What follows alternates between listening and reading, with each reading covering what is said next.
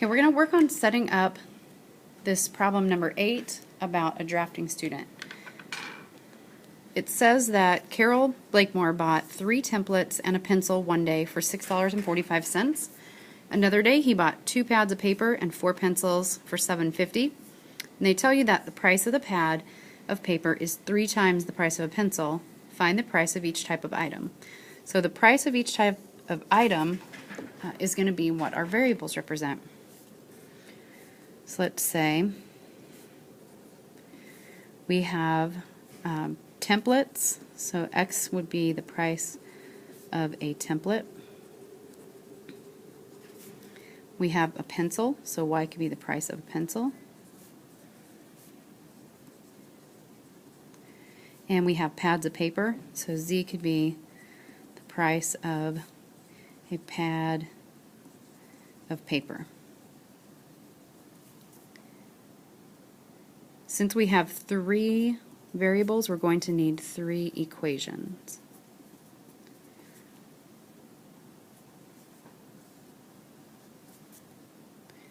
So let's look at how we can make 3 equations. They say on the first day he bought 3 templates and a pencil for $6.45. Another day he bought 2 pads of paper and 4 pencils for $7.50. And then they tell us that the price of a pad of paper is 3 times the price of a pencil. So go ahead and write those 3 equations.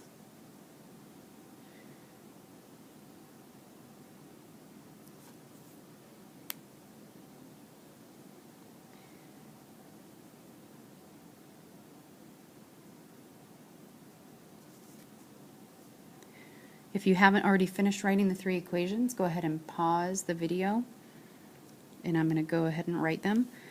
We bought 3 templates, so 3 X's plus a Y, and our total was $6.45. The other time we bought 2 pads of paper, so 2 Z's plus 4 pencils, which was Y, 4 Y's for $7.50. And then price of a pad of paper, so Z is 3 times the price of a pencil, so 3 times Y. Okay. Given the cost function and the revenue function, find the number of units X that must be sold to break even. Okay, remember those break-even points on cost and revenue.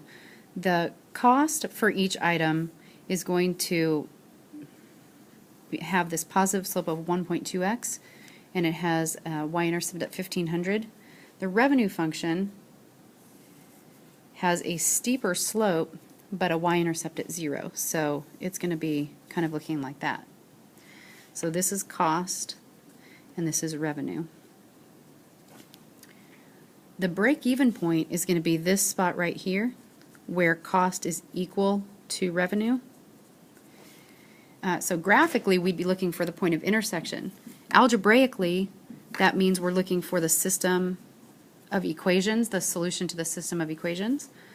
Y equals 1.2x plus 1500, and y equals 1.7x. So this one is already set up for you. You would just need to solve the system, probably by substitution. So set 1.7x equal to 1.2x plus 1500. And when you solve that, you'll be getting x, which stands for the number of units. Number 10. A movie theater charges $7.50 for adults and $4.50 for children. The receipts for one presentation of a new movie were $2,604. If 460 tickets were sold, how many children and how many adults saw the movie? So we're going to start by assigning variables. They ask you how many children and how many adults saw the movie. So we can let C equal the number of children who saw the movie. and A equal the number of adults who saw the movie.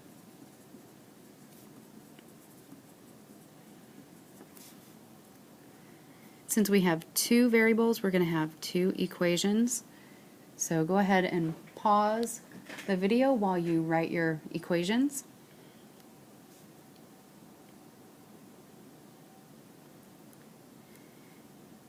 If you need a hint, my hint would be that you have some information about money and some information about the number of tickets. So go ahead and write a money equation and a tickets sold equation.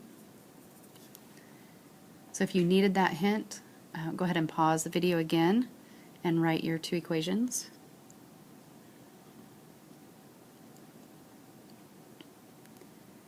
For the number of tickets sold, we're going to assume that each child who saw the movie purchased a ticket and each adult who saw the movie purchased a ticket. So we would take the number of children plus the number of adults, and that would equal the total number of tickets. So I would write the number of adult tickets plus the number of children who saw the movie would equal 460. And then for the money equation, since each adult ticket brought in $7.50, I'll take $7.50 times the number of adult tickets, and since each children ticket brought in $4.50, I will add to that $4.50 times the number of children's tickets, and that will equal the total amount of money I collected, which was $2,604.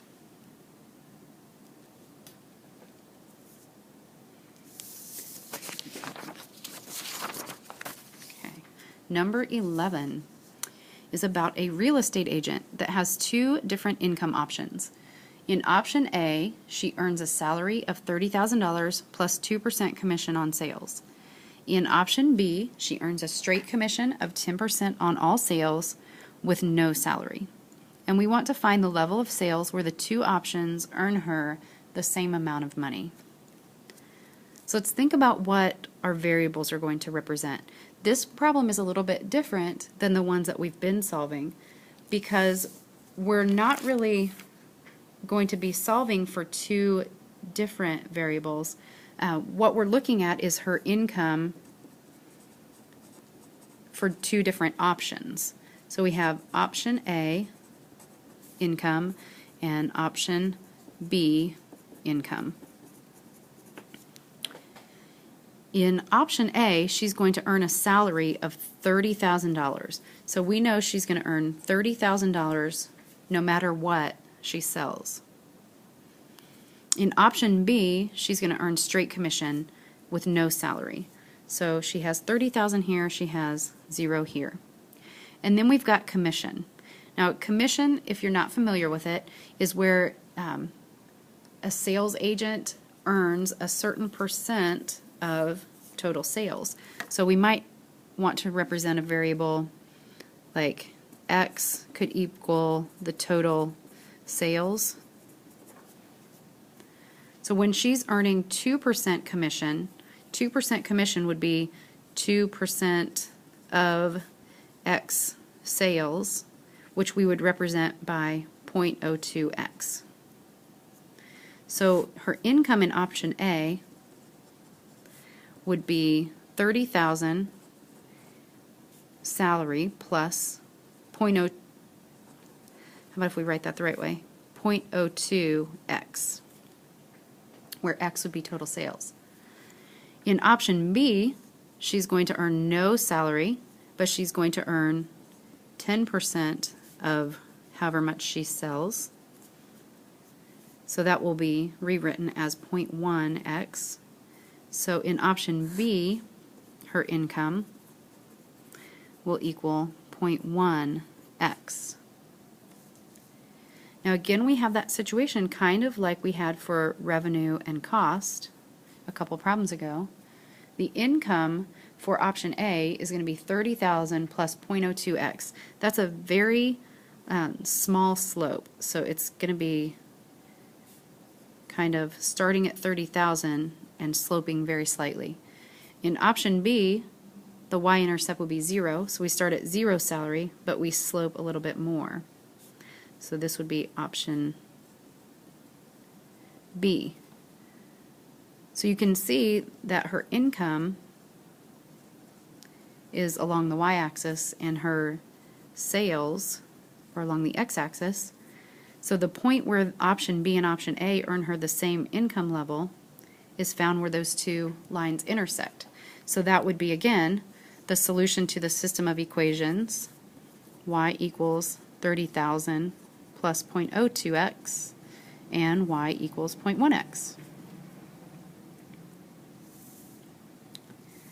Our last problem has to do with making some mixed nuts.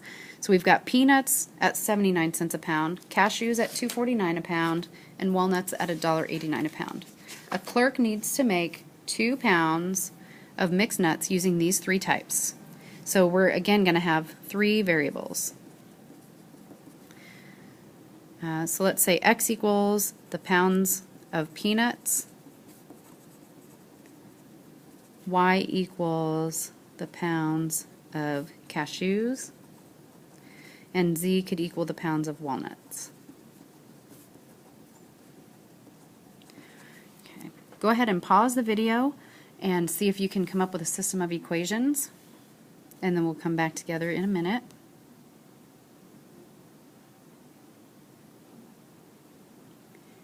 If you need some help getting your equations set up, let's think about that we're needing to make 2 pounds of mixed nuts altogether. So we'll have an equation for total weight,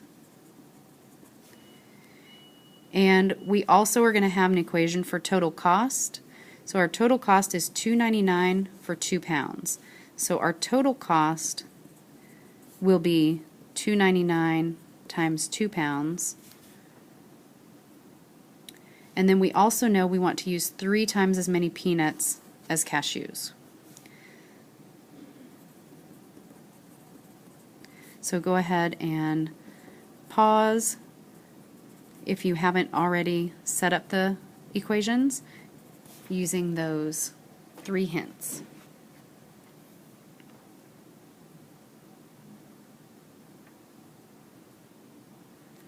For the total weight equation, I'm going to be mixing peanuts, cashews, and walnuts to get a total of 2 pounds. So I'm going to have x plus y plus z equals 2 pounds. For total cost, I know at the end of the day it's going to cost $2.99 times 2, which is $5.98. And the cost for the pounds of peanuts I use will be 0.79, 79 cents times the number of pounds, so 0.79x. For the cashews at $2.49 a pound, so plus 249y.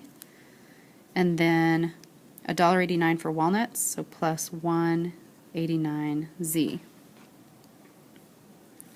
And then I have 3 times as many peanuts as cashews. So the pounds of cashews, which was y, is going to be 3 times as many peanuts as cashews. So the relationship is between peanuts and cashews.